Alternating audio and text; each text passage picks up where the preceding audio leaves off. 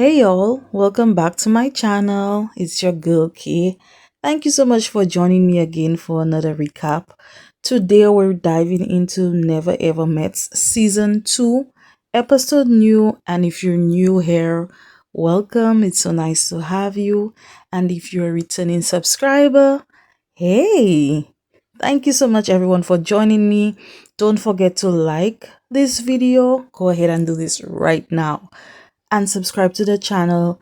How about you share it with a friend and hit that notification bell so you never miss a video. Now y'all, let's get into it. Kay Unscripted, no teeth restricted. In this journey, watch our stories unfold. So when we left things off, Charlie had just dropped a bombshell on Jared that she had a newborn, and she also told him that she doesn't have one child, but she has 4 kids. And one of them is just a 1-month-old. Then Jared's looking at her and he turns around and casually says, "Well, yeah, I also have a newborn too." Wait, what? I am so shocked. She has a 1-month-old, he has a 6-month-old, and the way she just sat there, she was so shocked. And I'm just like, what is happening? She looks so annoyed. And I'm like, girl, you don't have the right to be annoyed because you also lied to that man. You kept a secret from him and you just told that man about a secret baby. So, shocked where? She's like, well, how was I supposed to know? Well, how was he supposed to know? Both of y'all are out here with surprise babies and there's zero communication happening between y'all. These two deserve each other, but remember there are kids involved. These kids need to come first. Then Jared says it's hard enough taking care of 2. And whose fault is that? Don't they have protection for you, Jared? And then he's like, I don't know if I can handle 4 more. That's 6 kids in total if they do decide to move in with each other and all of that good stuff. But are you even taking care of the 2 that you already have? I don't know you like that, but I know you're already not making the best decisions. But I don't know, because the way both of y'all are just hiding these kids, that is very alarming to me. So then she's asking him to try, and he's like, I'm trying. And she says, well, that's all I want from you. And then she tells him she loves him. And I'm just like, love? What's love got to do with it? I want to know. Y'all don't even have real conversations. Y'all aren't even honest with each other. Girl, this is infatuation. She's already talking about getting physical. Child, it's a mess. These two are a whole mess. Over on the other side of the house, Irving and Alicia, they're laying in bed, but Alicia does not like it. From the beginning, remember she said she's not looking for a boyfriend, she's looking for a husband. But now she doesn't even want him to touch her, to look at her, breathe next to her, breathe the same air with her, lay next to her, nothing. I personally think she's not attracted to him. Remember on her first date with him, she said she felt uncomfortable with him touching her and stuff like that. So I think she probably got a little bit turned off when she saw him for real, for real. She's like, no, it's a no for me. Now, if you don't want that man, then why are you here? You don't want anything from him. Why did you come to the show? She starts talking about her health journey and how far she's come. And I am very empathetic when it comes to people's health and their journey, no matter what it is, how far they've come. And she also shared how she changed her life. She lost weight. She found peace. But I don't know, Alicia is kind of using a health situation for me. That's how I'm taking it, as a reason to behave a certain type of way. You're acting like that man catfished you. If you're not feeling him, just go ahead and tell him that. But later on, we'll get to see more of Alicia. So it's the next morning and Charlie and Jared, they're chatting. And then Charlie asked Jared if it's okay for her to talk about her kids with the other women. Now, why do you want to involve these people in your business, Charlie? Do they want to know that? I don't think so. And furthermore, why are you asking a man for permission to talk about your kids? These are not his kids. So that was a little bit weird to me. Why are you asking him permission? But he's like, cool. But the part that was most alarming to me is how they just woke up the next day acting like nothing ever happened, and they're just floating around so happy that they shared their secrets. I am still stuck on the fact that they both had secret babies. Like, y'all are consciously creating broken homes out here, and y'all are walking around acting like this is okay. This is not okay. Jared has a 6-month old. Who's the mother? Right? Remember, she was suspicious about him doing things. She was right all along, but she too was doing things because she figured that he was being, unfaithful to her and whatnot. There are so many questions running through my head. Was he seeing this person? Was it a one night stand? Was it just a random person? What? I don't know. Then she has 3 other kids plus a newborn. What is going on here? These children are going to be affected by their parents' decisions. And then the whole time she was casting for the show, she was pregnant. Oh no. Why did y'all allow these people to still get on the show? That lady needs to be with her baby. As a matter of fact, where is the baby? Is the baby in the house with her? In a house nearby? In a hotel with the father? Back home? Where is the baby? We want to know. There's so much we need to know about this situation. Anyway, in the next scene, the group heads to meet Taronda. Of course, she introduces herself to anyone who doesn't know who she is, and then she drops the big news that the intimacy room, aka the boom boom room, is officially in action. She's like, yeah, now y'all don't have to sneak into the shower anymore. And that was for Jay and Singo, because these two did not waste any time jumping in the showers together, doing the do. Okay, they said, let's just explore each other's bodies and So she also gives them a new couples exercise to complete. Taronda lets them know that moving forward, one couple each week will be responsible for cooking for the group. It's a test to see how well they work together under little pressure and in the kitchen. So Brittany is in her confessional and she's opening up about how she's feeling. Because for this couple's exercise, they will be painting each other's bodies and they have to get into swimwear. So she says that she doesn't want to be in a bathing suit after just having a baby. She's not feeling confident in her body right now. And her man hasn't even seen her in a swimsuit. But let me tell you something, girl. If he doesn't love your real post-mom body, then guess what? He's not the man for you. But anyways, she looks amazing. But I completely understand not feeling like yourself after giving birth. Not that I've experienced it yet. But as a woman, our bodies go through so many changes. And sometimes we don't necessarily feel comfortable in clothes, far less even being in a swimsuit. Now, I'll tell you this though, you see a real man, girl, a real man will love your body no matter what. He's not worried about the little fupa or some stretch marks. He's not worried about none of that. He's looking at you and he's going to take you for the whole package that you are. And I'm speaking from experience. Y'all, after I got married, I put on a lot of weight.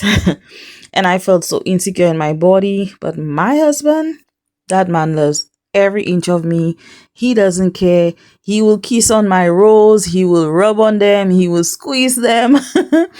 In fact, he tells me all the time that that doesn't define me. And if at any point I'm unhappy with my weight, then he's here to support me through that journey. So Brittany, you're a good girl. You look good. And if that man really loves you, he's not going to be worried about some extra weight, And girl, you look damn amazing. So in the next scene, the couple step out in their swimwear, ready for the day's activity. Now today's focus is on intimacy through boundaries, and they're going to be doing some body painting like I mentioned earlier. So here's how it works. One person gets blindfolded and the other person does the painting. This activity comes with a twist. The twist is that they have to ask for permission before painting each area on the body. So it's really about consent, which I actually love. And I feel like sometimes in a relationship, people think you shouldn't still ask for consent. You definitely should, because just because I share my body with you doesn't mean you get to do what you want whenever and however you want. If I'm not comfortable or I'm not ready to, I wouldn't and I shouldn't. I've heard like mostly older women say, oh, when I'm tired and I'm not in the mood, I just lay there and let him do his thing. Excuse me? Not over here. We don't do that over here. If I'm tired, we're going to go to bed. If I'm not in the mood, then I'm just not in the mood. This is called SA. We don't do that over here. Let's stop thinking that these things do not exist even in an intimate relationship, because they do. Consent is important in any and every relationship. So Brandon was blindfolded and he was feeling Kiki taking the lead. He said he felt submissive and he liked it. Y'all, he loves him some Kiki, okay? Meanwhile, Alexis is over there groping Chris without even pretending to ask for consent. And I'm over here like, girl, calm down, relax, you're doing too much. Just because he's a man does not mean you can touch him however you want. He's clearly uncomfortable and he kept telling her you didn't ask for permission, but she just kept doing it anyway. Later, Chris says he feels like Alexis might be controlling because she doesn't respect boundaries. And I feel like there might be some insecurities coming from Alexis, because y'all remember he left her for a younger woman. So I guess she's trying her best to leave her mark because she's older than him. But girl, this is not the way to get a man's heart. If he wants you, he will keep you. And if he doesn't care about your age, why are you doing all of that? Why are you trying to one up the ex, Moving on, we look over and of course, Jay has Cinco blindfolded. At first, y'all, I thought they were moving too fast, but these two are cute together. I like them. They seem like they're being very intentional with their relationship. He's just so chill and Jay's doing whatever the hell she wants. And he just lets her. But he's digging it and they seem to have a really fun relationship. So now they're all sharing what they painted on each other. Taronda jumps in because she's curious to see what everyone created. And Alexis, y'all, she painted her name on him. That's not even all. She goes and she slaps a handprint on that man's privates. Like it's arts and craft, girl, not the after hours showdown. What are you doing? It's giving thirsty and it doesn't have to be. Remember in the first episode, she said she asked him to send her a picture of his privates. So maybe she just cannot wait to experience it. But Chris is clearly not comfortable with anything that she's doing. Again, girl, if that man wants you, he'll let you know. You don't need to leave a literal handprint on his privates to mark your territory. You're doing way too much. Then we pan over to the Secret Baby Central. Jared and Charlie. She says she painted her name on him, so I guess it's a thing now, because she has his name tattooed on her. Girl, what? You tattooed that man's name on you? Okay. You slept with some random guy because you thought he was messing around on you, and then you tattooed his name on your body? It's like things just cannot get worse with these two. But now it's time to switch roles. And the others are sharing what they painted, and your Chris painted a whole stop sign on Alexis. That man said, stop. He's literally telling you that you're doing too much. Honestly, I'm starting to think that he's turned off by Alexis and he's starting to not like her. He has just cause to do so, because why would you be painting a stop sign on her unless if you're not feeling her anymore? I don't know if I'm reading into it a little too deep, but that's just what I'm getting from him telling her to stop. Then Jared tells us he painted Charlie with stripes because she's black and white and often has to explain that to people. Well, she definitely had to explain it to me because I didn't see her being mixed, although she's very curvaceous, but I didn't know that she was mixed. But anyways, he said that he paints her as a queen, his black queen. But Jared, you also said the black represented a zebra, so is she a queen zebra? I don't know. So then we move over to Irving, and he was literally about to share Alicia's personal business. But she stops him, and thank God she did. Because what are you doing, Irving? That's not your story to tell. The lady who was leading the exercise, she too had to jump in and tell him, does she know that you're about to share it? Y'all, it's really important that we respect people's boundaries. Y'all are in front of a group of other strangers. As a matter of fact, just don't go around telling anybody's story unless they've consented with you to do so. The word for the day is consent, okay? So let's start consenting a lot of things. So after all the activity finally wraps up and everybody goes to freshen up, and so Brittany and Ty are in charge of cooking for the week. So they're in the kitchen cooking it up, and then Alicia waltzes in and she asks for vegan butter. Now Brit, she's like, okay, no problem, girl. So Alicia comes back and she's like, just oil, but not too much. Don't drown the veggies. Just a little drizzle. Y'all, when I tell you, Ty flipped on her when she said that. He flipped. He starts getting hype. He's saying, oh, this is not a restaurant. I'm not a short order cook. Ty was not happy with that comment at all. Now, Miss Alicia, she did come in a little spicy, but at the same time, if you're cooking for a whole group of people in a house together, I'm going to need you to ask if anyone has any dietary restrictions. To me, that's just common sense. What if someone has an allergy or something? I didn't see anything wrong with what she said, but the way she said it probably came off the wrong way. But there was nothing wrong with what she said. All that lady said was to put some oil on the veggies. Don't drown it. Just put some oil. So for me, that was unnecessary, the way he was just yelling and shouting at her. Then they get into a whole back and forth. And he's like, how about you cook your own food? And then Alicia's like, well, why are you yelling? And I see a lot of people are not feeling Alicia a lot. She's rubbing everybody the wrong way. But then she runs outside to tell Irving what went down. And she's like, Ty was yelling at me and stuff. And he was like, yeah, it was probably you. He said that Alicia tends to come off aggressive with the way she talks to people. And I think she definitely did come off wrong when she came and speak to Ty. But Ty was also doing a little bit too much. For me, it wasn't that deep. Now, Alicia did come off a little spicy, like I said earlier. But maybe she could have just communicated better. She could have just said, well, I have an allergy or whatnot, or it's a health thing, so please do it this way. I would like, or I would appreciate it if you did it this way or that way. If she said it that way, maybe his approach would have been different.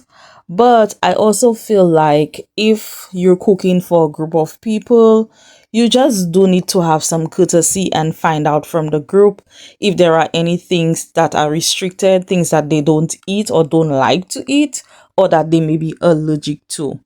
It's just common courtesy. Next scene, Alexi's on the couch and she's pouting and she's saying, oh, she and Chris do not have a connection. She doesn't feel like they're connecting. And then Chris comes in and she's telling Chris she feels disconnected from him. Of course you're going to feel disconnected from him because you haven't seen his privates in real life. She has a whole attitude and he's just over it. I think she was just mad because he did not reciprocate the same energy that she was giving in that group activity.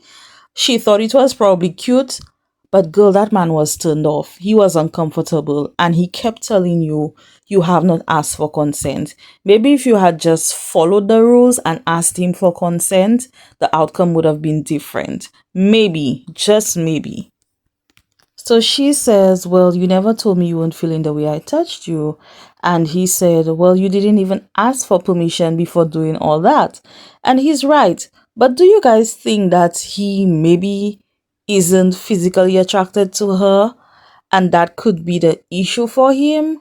Tell me what you guys think. Or he's just put off by her behavior. What do you think it is? Let's talk about it in the comment section. Back in the kitchen, Ty and Brittany are still doing their thing. They're cooking and they're having a good old time in the kitchen. And meanwhile, Irving heads upstairs and he sees Brandon and Alicia doing yoga.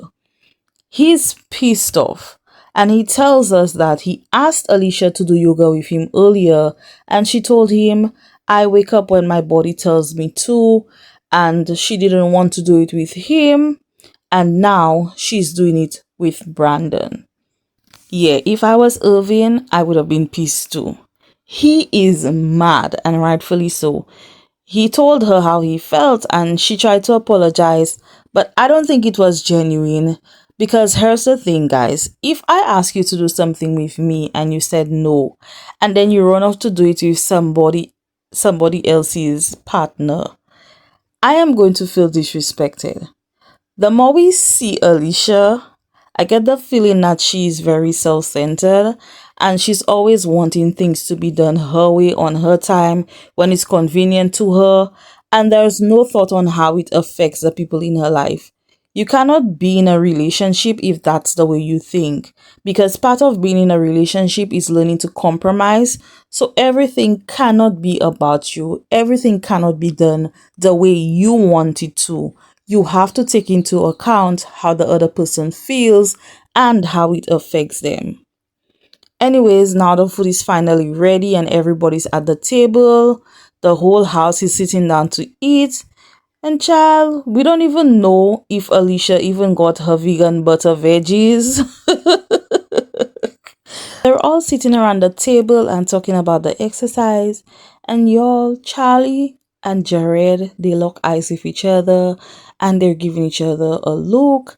And then we see that Jared says in his confessional that Charlie wants to open up to the group and she wants to reveal that she has kids. As to why we need to know that, or they need to know that, I don't know. So then these two get up and they make this dramatic moment. We have something to share and says, oh, I have been sneaking off to pump. And everybody's like, girl, who cares? You could tell they don't care. They don't give a shit. Then she tells them that she just had a newborn and she's talking about, oh, I was scared people would judge me for pumping. And I still don't understand why they felt the need to make this a group announcement. Y'all are dating each other. Y'all are not dating the whole cast.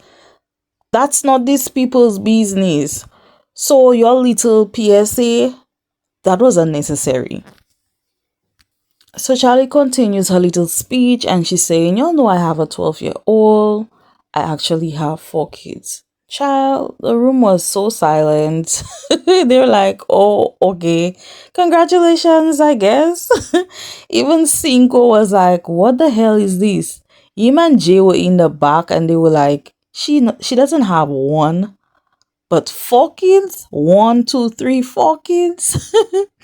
And just when you think it couldn't get more chaotic, Kiki drops hints that she also is keeping a secret from Brandon. At this point, everybody has a damn secret. Let's keep them coming. We're tired of these secrets. Then we see Clive and Tatiana spending time in the boom boom room having a little moment. So she brings up the Jared and Charlie's secret situation and asks Clive if he would have told her if the situation were reversed.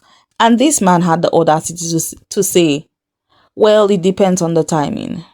I'm raising my eyebrows like, so what? Then, y'all, he gets in his confessional and he drops a bomb too. Yeah, I haven't told her yet, but I actually have a newborn too. So what?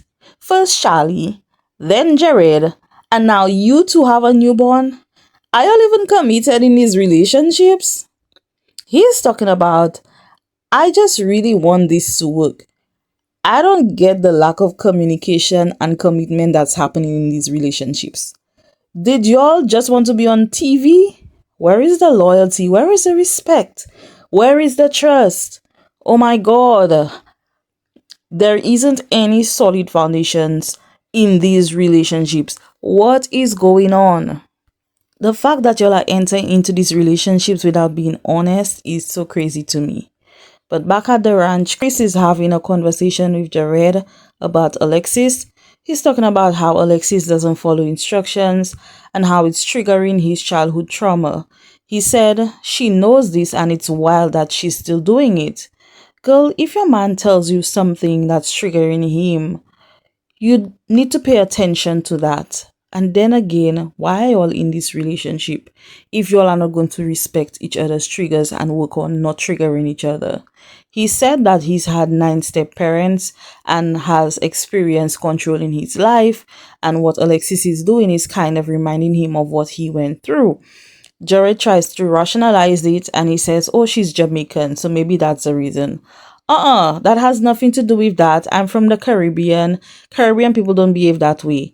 This doesn't excuse her behavior, nor her not respecting that man's boundaries. The exercise was about asking for consent. Again, you all remember the word for the day is consent, and that has nothing to do with her being a Jamaican.